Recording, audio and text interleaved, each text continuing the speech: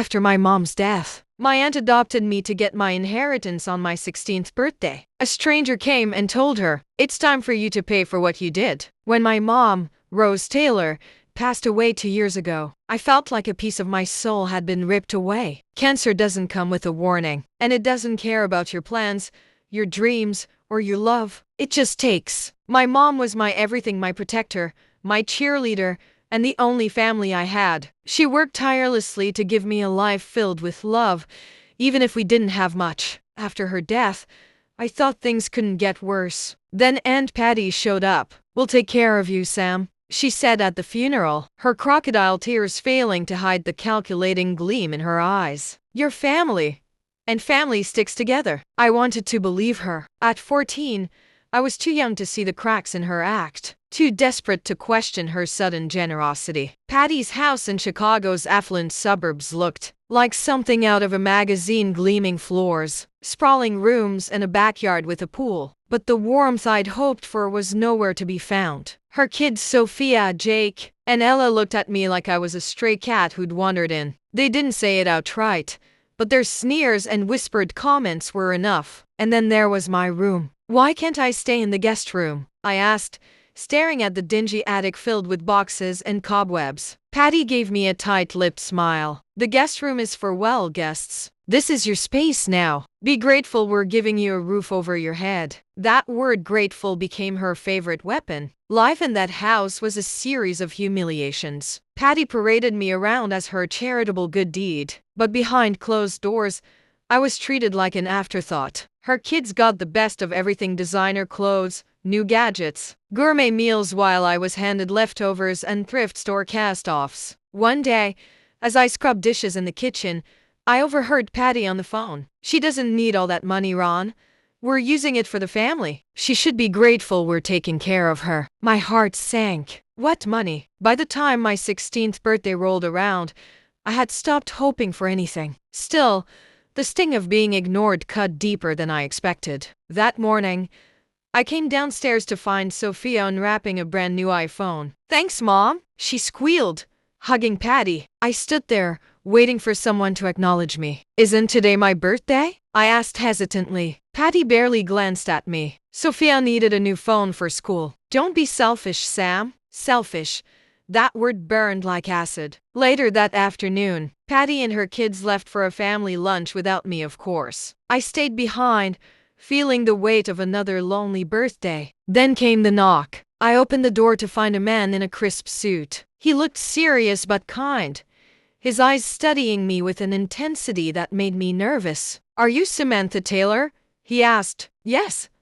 "Who are you?" "My name is Nathan Carter," he said, handing me a business card. "Your mother entrusted me with your inheritance. I'm here to make sure it's not being stolen." When Patty returned home, her smug expression faltered the moment she saw Nathan. "What are you doing here?" she snapped. Nathan's voice was calm but firm. "I'm here to discuss Samantha's inheritance, the one you've been using for your personal expenses." Patty's face turned pale. "I have no idea what you're talking about." "Oh, I think you do," Nathan said, handing me a folder. "This is a full account of the funds you've taken. Every dollar, every lie." Patty's facade cracked as she tried to justify her actions. "We're family. I was using it for all of us." "You were using it for yourself," Nathan corrected. The truth came out in an explosive confrontation. Patty had drained nearly half of my inheritance to fund her lifestyle. Nathan ensured that legal action was taken, freezing her accounts and transferring what remained of my money into a trust. Patty's husband, Ron, was horrified. "You told me it was legal. You said it was for Sam's future. She should be thanking me," Patty screamed. But no one was on her side anymore. With Nathan's help, I moved into a small apartment downtown. It wasn't much, but it was mine. I started therapy, reconnected with my passion for art, and began to heal. For the first time in years, I felt free. On my 16th birthday, I thought I was powerless, but by the end of that year, I had reclaimed my life and my future. Patty's betrayal didn't define me. I did. Now for the next story. Bride ghosted me 2 weeks before the wedding for a surprise girls' trip. 2 weeks before my wedding, I was left completely stunned when Olivia, my 26-year-old fiancée, ghosted me for a surprise girls' trip with her college friends, no heads up, no warning. She showed up a few days later, angry and acting as if I was the one in the wrong for canceling our wedding. I'm 28, and I was supposed to marry Olivia just 3 days ago, but I had to cancel everything because of what she did. We'd been together for 6 years, from college to now,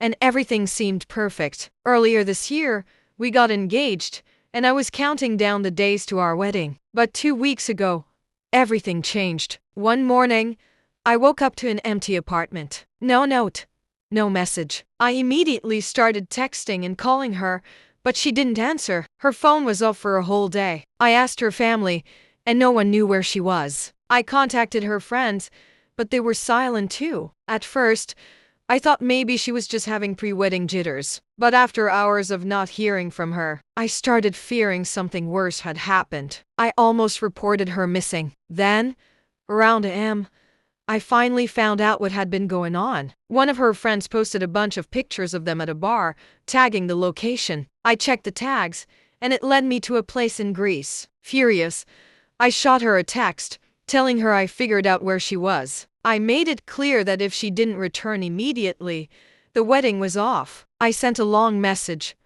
expressing how hurt and disappointed I was. But when she called me back the next evening, it only got worse. Instead of apologizing, she came at me defensively. She explained that her friends had been planning the trip for months, and that they had already paid for everything. She knew I didn't like bachelor or bachelorette parties, so we agreed not to have them. But when her friends booked this surprise getaway, she felt she couldn't back out. The whole thing was just so disrespectful, especially since she knew about it for days but didn't say a word to me. We argued.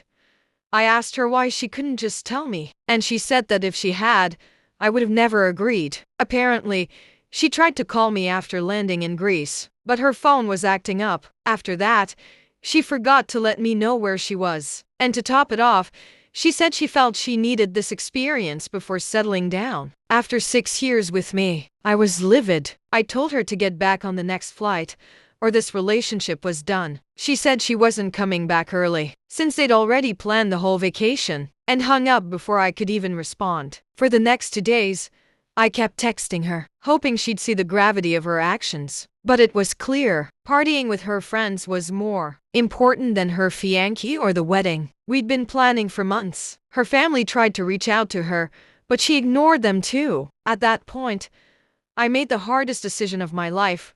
I called off the wedding. No big announcement, just a simple message to all our guests that the wedding was off, with an explanation and a request not to talk to Olivia about it. I took care of all the cancellations, knowing I'd have to deal with her later. But right then, teaching her a lesson was my priority. Olivia's family was furious with me, saying I should have waited for her to come back and talk things through. But I was done. We've had our disagreements before, but this was something else. I felt betrayed. 2 days after her trip, Olivia came back home. When she knocked on the door, I didn't let her in. She was furious and told me I was being childish, that we had made all the wedding arrangements, and we needed to talk. But I had made my decision. I opened the door just to see her reaction and told her that the wedding was off. I made it clear that I had warned her about this, and she had no right to be shocked or upset. She didn't take it well. I could see the anger and confusion in her eyes. But at that moment,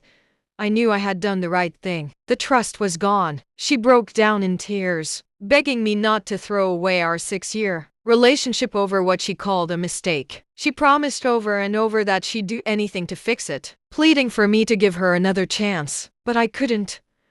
I knew I couldn't look past what she'd done. It took everything in me, but I closed the door on her while she stood outside crying and pleading for about 20 minutes before finally leaving. Now she's staying at her sister's place, and I hear she's completely devastated. Her sister has been keeping in touch with me and said she hasn't been eating or leaving her room. Every time they try to get her to talk, all she asks is if I've agreed to see her. Though her family hasn't outright blamed me, I can hear it in their voices that they think I was too harsh. My own parents have subtly hinted at the same thing, saying I should have at least spoken to her face to face before canceling the wedding. What makes it worse is that people from the guest list are now involved, despite my request for them not to bring this up with her. Some forwarded her the message I sent explaining why the wedding was cancelled. She apparently didn't believe it was real at first, thinking they were bluffing to scare her into coming back. But now, she's been bombarding them with messages asking them to reach out to me. I've blocked her on everything, so these messages are her way of apologizing indirectly. They've been forwarding me her text messages filled with regret, apologies, and promises. She says she understands she made a horrible mistake, that she feels like she's let everyone down, especially me. She's begging for one more chance, saying she doesn't care if we have the grand wedding we planned or just sign papers at the courthouse. All she wants is to be with me, and she swears she'll never do anything like this again. It's heartbreaking to read her words, but guilt is eating me alive. Yesterday was supposed to be our wedding day. Waking up and realizing that the day I'd been dreaming about for months was now just gone hit me like a ton of bricks. My phone didn't stop buzzing all day, with messages from people, either consoling me or awkwardly trying to check in. Some were still forwarding her apologies, and others just wanted to chat. It all felt empty. My world had flipped upside down in a matter of days. Feeling lost, I turned to my parents for support, thinking they'd reassure me I'd made the right call. But when I sat them down to talk, their reaction stunned me. At first,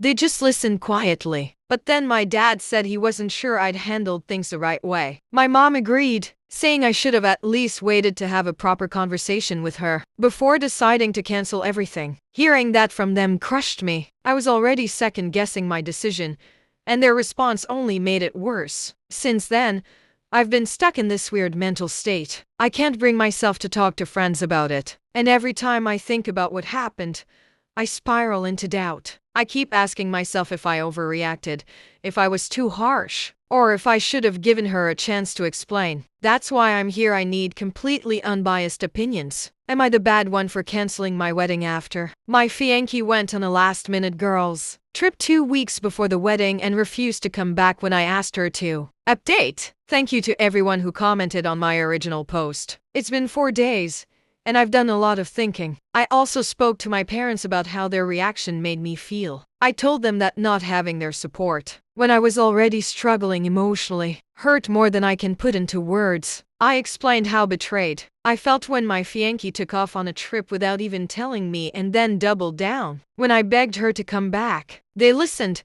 but I still don't feel like they fully understand my perspective. They think I acted out of anger and should have given her a chance to fix things. I've tried to stand firm in my decision, but deep down, I'm still struggling. Should I have waited to talk to her? Should I have handled things differently? I feel like I'm unraveling. I don't know what to do anymore.